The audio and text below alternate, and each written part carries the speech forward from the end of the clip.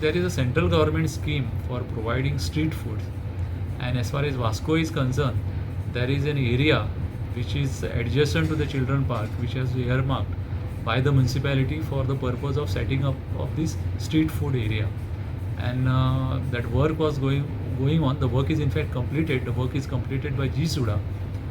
A petition is filed challenging this location of particular food street area.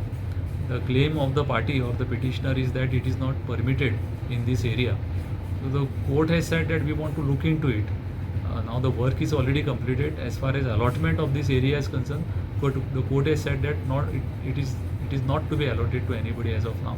The court has given a time to file a reply of 2 weeks to all the parties, including the municipality and the G Suda. The reply will be filed and the court will hear the matter.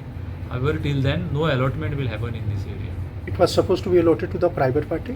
It was supposed to be allotted, in fact, it was supposed to be auctioned to private parties for running some sort of a stall, or in fact, it is not a stall that will be permitted. There is an open area where people would come and sell their food, which is, in fact, it is a policy of the central government to provide for street food so that the people can get good quality and hygienic food on the street, because universally it is existing, it is happening for hundreds and hundreds of years, that street food is a way of life for people, and the central government is trying to streamline it. There are schemes formulated by the health ministry of the central government. Under that scheme, this particular project was conceived and it is executed under that scheme.